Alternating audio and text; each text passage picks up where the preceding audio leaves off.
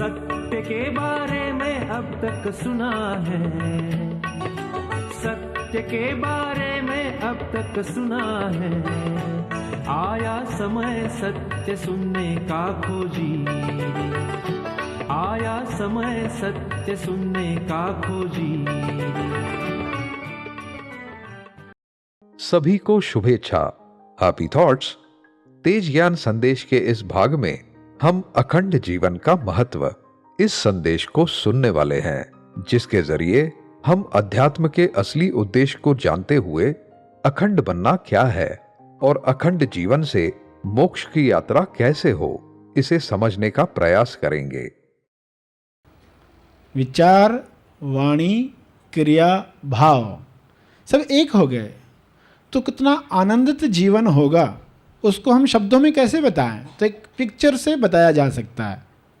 चित्र क्या है कि इंसान जा रहा है, बारिश गिर रही है और छाता हाथ में है, तूफान लग रहा है इसलिए छाता उड़ भी रहा है, वो उसको पकड़ने की कोशिश में है, छाता कहीं उल्टा न पड़ जाए उसको भी संभालने में लगा हुआ है, हवा के रुख के हिसाब से, और आंख में धूल गिर रही है तो बीच बीच में आंख बंद भी हो रही है, और नीचे पानी बह रहा है तो अपने पाजामे को, धोती को गीले होने से बचाने के लिए एक हाथ से पकड़ भी रखा है। उस चित्र को देखो, और पीठ पर एक बच्चा बांध के रखा है, पीठ पर एक बच्चा बांध कर रखा है। इस बच्चे को उसके घर पहुंचाना है, उस बच्चे से प्रेम है, उस बच्चे से बहुत प्रेम है। बच्चा रो रहा है क्योंकि तूफान लग रहा है, बारिश गिर रही है, एक हाथ से छाता संभाल रहा है, एक हाथ से कपड़े संभाल रहा है, गीला हो रहा है, बच्चा रो रहा है, चीख रहा है, और उसको आगे बढ़ना है। नीचे पानी है, आंखों में धूल जा रही है। उस इंसान को देखकर क्या लगेगा आपको? ठीक यही हालत आपकी थी। कुछ लोगों की सुधर रही है, कुछ लोगों की शायद इस वक्त भी ऐसी हो। अपने आप से पूछे। संदेश विशेष दिनों पर इसलिए दिया जाता है कि ये सुनो और अपने आप से पूछो मैं कहाँ पर हूँ, और ये सोचो कि अब ऐसा समय आया कि बारिश थम गई, तूफान बंद हो गया, नीचे जो पानी बह रहा था वो बहना बंद हो गया है, और बच्चा जो है शांत हो गया है, समाधि में जा रहा है, आंख में मट्टी नहीं गिर रही। अब आपको वो जीवन कैसे लगेगा? सब बंद हो चुका है, सब थम गया है, बच्चा शांत है, समाधि में है, और बच्चा बीच बीच में उठता है, आपको गुदगुदी करता है पीछे से और वापस समाधि में जाता है। तो बच्चा जब गुदगुदी करेगा तो आपको कैसा लगेगा? तो उस बच्चे से प्रेम है, आप खुश हो गए ना कि वो पीछे आराम में है, मज़े में है, आनंद में है। जब आप खुश होते हो तभी किसी को गुदगुदी करते हो ना। आप दुखी होते तो कभी किया ऐसा? जब आप दुखी होते तो दूर भागते हो लोगों से, गुदगुदी करना तो दूर की बात, लोगों से ही दूर भागते हैं। हाँ, तो बच्चा आनंद में है, समाधि में है, इसलिए बीच बीच में आपको टच करता है, गुदगुदी करता है, आपको बड़ा अच्छा लगता है कि जिस लक्ष्य के लिए जा रहे थे। ऐसा ना हो बच्चा बीमार हो जाए रास्ते में। अगर ये बारिश नहीं थमी होती, तूफान बंद नहीं हुआ होता, वो बच्चा बीमार हो जाता, और आप उसको घर भी पहुंचाते तो कैसी हालत में? आप ये नहीं चाहते ना, उस बच्चे को सुरक्षित पहुंचाना चाहते हैं, इसलिए आप ये चाहते हो कि ये सब बंद हो जाए। तो कितना पीस होगा उस अवस्था में। तो वही अवस्था में आना अध्यात्म है, उस अवस्था में आना जहाँ आँख में धूल नहीं है, सब साफ साफ दिखाई दे रहा है, जहाँ बच्चा समाधि यानी सेल्फ अपने आप पर लौट रहा है, अपना अनुभव हृदय पर कर रहा है, तेजस्थान पर है। बच्चा तेजस्थान का प्रतीक है और बीच बीच में गुदगुदी कर रहा है, यानी आपके शरीर पर भी वह आनंद, वो हल्कापन महसूस होता है। इंडिकेशन मिलती है, आपके अंदर से एक आनंद की हंसी निकलती है, खुशी प्रकट होती है चेहरे पर। तो ये जब हो रहा है, इनमें से कुछ पार्ट भी होने लग गया तो कितना आनंद आप महसूस करते हो। जब ये सब हो जाएगा तो कैसा आनंद होगा। तो अखंड जीवन जीना ही अध्यात्म है, एक दिशा में जाना ही अध्यात्म है। एक ही होकर कैसे आगे बढ़ना है, क्योंकि एक ही है, यही जानना है, एक ही से व्यवहार करना है और एक ही को देना है और एक ही से लेना है।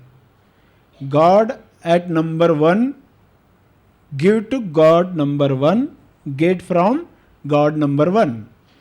जब व्यवहार उसी से होगा, लेन देन उसी से होगा, तो फिर आप आध्यात्मिक है, या कहें आप अखंड हैं, या फिर कहा जाए कि आप नॉर्मल हुए हैं। तब वो पूर्व अवस्था थी जब आनंद के लिए यात्रा शुरू की। बच्चा मिला है, बच्चे से प्रेम है, अब यात्रा शुरू नहीं की तो कैसी अवस्था थी तब उस बच्चे को उसके घर पहुंचाना आपके लिए कैसा कार्य था। एक ऐसा कार्य जो आनंद के लिए आपने चुना। शुरुआत तो आनंद से ही होती है, आपकी भी यात्रा आनंद से ही शुरू हुई। इस बच्चे को उसके घर तक पहुंचाना, यानी सेल्फ का कुलमूल उद्देश्य उस बॉडी से जुड़ने का। पीठ पर जुड़ा, उस शरीर के साथ जुड़ा, तो क्यों जुड़ा? उस शरीर के द्वारा ईश्वर कौन सी अभिव्यक्ति करना चाहता था। वह अभिव्यक्ति अगर हो जाए उस शरीर से, तो उसके अंदर एक संतुष्टि का, तेज आनंद का, परमानंद का एहसास होगा। अगर वो नहीं हुआ तो कहोगे कुछ तो कमी थी, कुछ तो अधूरा रह गया। जीवन में सब कुछ किया, कुछ तो अधूरा रह गया। इस फीलिंग के साथ इंसान मरेगा। मैं मर रहा हूँ, इस विचार के साथ मरेगा। मगर ये सब बातें जब जान गए, अखंड हो गए, एक दिशा में हो गए, तो सब बदल जाएगा। एक दिशा जहाँ पर बीवी, पति, बच्चे अलग अलग दिशा में नहीं जा रहे। वरना क्या होता है, इंसान करोड़पति बनने के सपने देख रहा, बीवी टीवी देख रही है, बच्चे शैतान बनने का रोल कर रहे हैं, पड़ोसी आपसे उधार मांगने का सोच रहा है। तो सभी की दिशा कौन सी है? पड़ोसी सोच रहा है जल्दी करोड़पति बने तो पैसे उधार मांगूं, और आप करोड़पति बनने के सपने देख रहे। बीवी टीवी सीरियल देख रही है, उसकी काम की चीज़ें देख रही है, और बच्चे झगड़ रहे हैं। तो क्या होगा? सभी की दिशा अलग। घर कैसा होगा? और लाइट बंद बीच बीच में, सब चिल्ला ही रहे हैं। तो ऐसे वक्त में लाइट का आना, ऐसे वक्त में सभी का एक प्लेटफॉर्म पर आना कितना ज़रूरी है। यानी विचार, वाणी, क्रिया, भाव सभी एक प्लेटफॉर्म पर आ जाए। पति, बीवी, बच्चे सभी एक प्लेटफॉर्म पर, पड़ोसी के साथ सभी एक प्लेटफॉर्म पर। क्यों कहा गया कि आपके आसपास के लोग भी सत्य की राह पर चल रहे, तो आपके लिए आसानी है।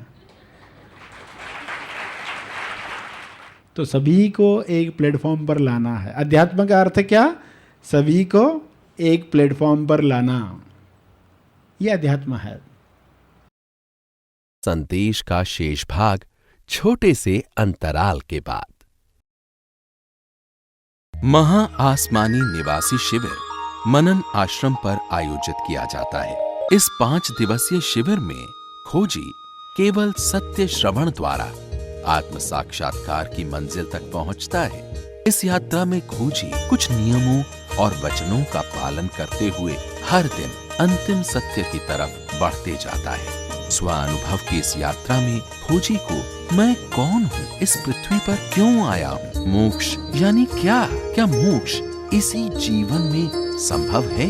इन सवालों के जवाब अनुभव से प्राप्त होते हैं। सरश्री बहुत ही सीधे और सरल शब्दों में आज की भाषा में अंतिम सत्य को उजागर करते हैं। अब आइए हम एक खोजी से इस शिविर के बारे में उनके अनुभव जानें। मैं प्रोफेशन से आई सर्जन हूँ। हम लोग खाली बाहरी ऑपरेशंस करते हैं और दृष्टि देते हैं, और ये दृष्टि के परे जो दर्शन होते हैं वो सरश्री हमें देते हैं। सरश्री सर ने हमें ये आंतरिक दृष्टि दी है। सचमुच तमसो माँ ज्योतिर्गमय, अंधकार से प्रकाश तक लेने जाने का ये एक जर्नी है, जो हमारा ये जर्नी अभी शुरू हुआ है। Thank you very much. अब आइए हम संदेश का शेष भाग सुने। अध्यात्म का अर्थ क्या? सभी को एक प्लेटफॉर्म पर लाना, यह अध्यात्म है। और एक ही प्लेटफॉर्म पर क्यों आएंगे लोग? जब उनको एक ही ट्रेन पकड़नी हो, जंक्शन पर खड़े हो। कितने प्लेटफॉर्म है? कितनी अनाउंसमेंट चल रही है? टीवी ऑन करो तो देखो कितनी अनाउंसमेंट चल रही है। फलां प्लेटफॉर्म से ये गाड़ी जाने वाली है, ये प्लेटफॉर्म से ये गाड़ी जाने वाली है। तो हर एक अलग गाड़ी पकड़ने की सोच रहा है, अलग अलग गाड़ियां। डाउन रेल, अप रेल पकड़नी चाहिए, ऊपर जाने वाली गाड़ी। क्यों? अप्रैल में ही तो मूर्खताएं टूटेगी। अप्रैल यानी अप जाने वाली गाड़ी, अप्रैल। 1 अप्रैल लोगों की मूर्खताएं सामने आती है। क्यों? सामने आएगी, प्रकाश में आएगी, तेज प्रकाश में, तो टूटेगी।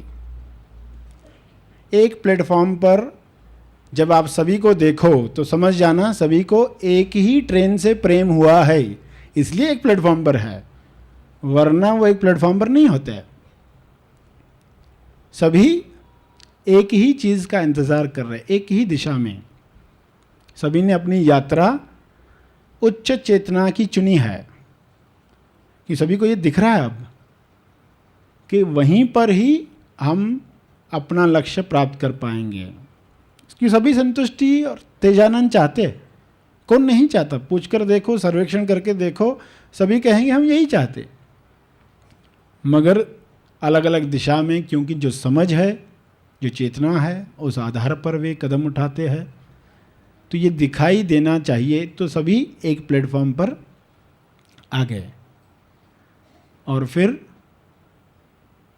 पीछे जो सबके एक कॉमन है वो दिखना शुरू होगा। क्योंकि पहले एक प्लेटफॉर्म पर हो तो दिखे, प्लेटफॉर्म एक नहीं है तो कैसे दिखेगा? एक है कैसे दिखेगा?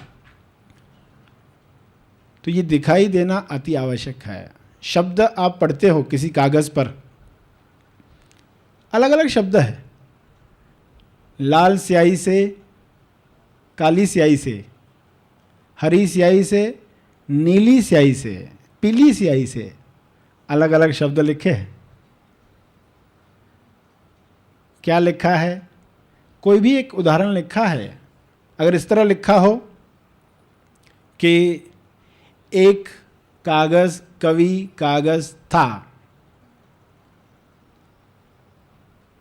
उसने कागज़, एक कागज़, दिन कागज़, डिसाइड कागज़ किया,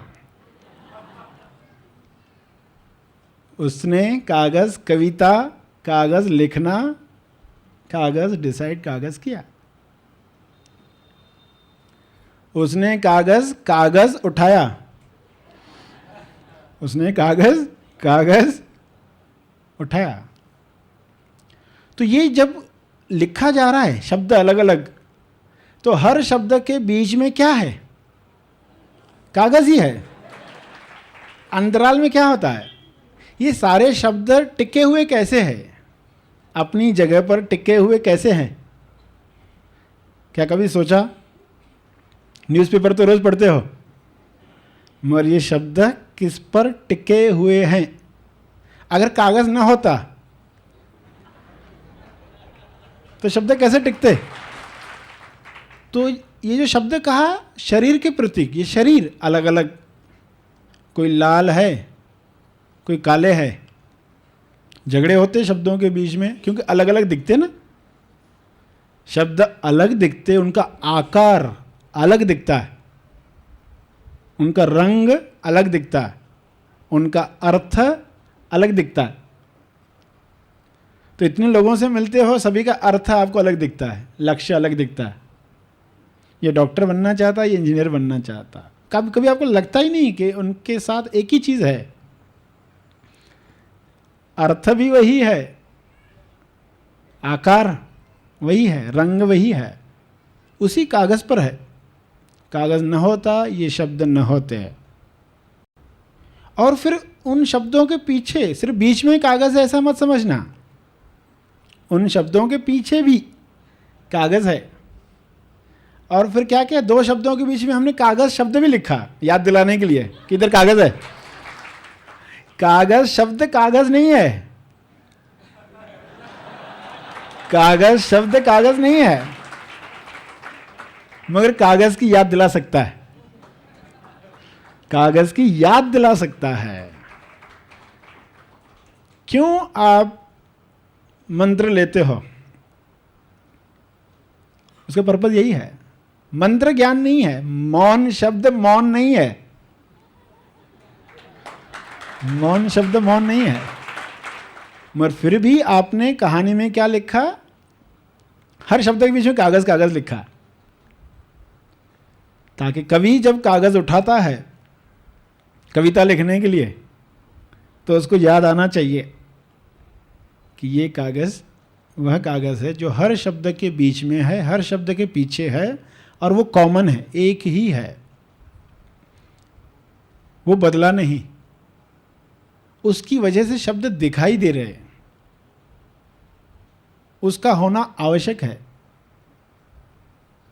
तो ये रहस्य खुल जाए। अध्यात्म यानी क्या? ये सब दिखाई दे आपको, ये तो सब उदाहरण थे, मगर ये ठीक यही आपको अपने अंदर दिखाई दे कि ये शरीर कैसे शब्द का काम कर रहा है, मगर उसके साथ उसके पीछे जो चीज़ है, और मैं दूसरे शब्दों को कैसे देख रहा हूँ, लेफ्ट में, राइट में, सामने दूसरे शब्दों को कैसे देख रहा हूँ। ये काला है, इससे दूर रहो, ये गोरा है, ये अच्छा है, ये बुरा है।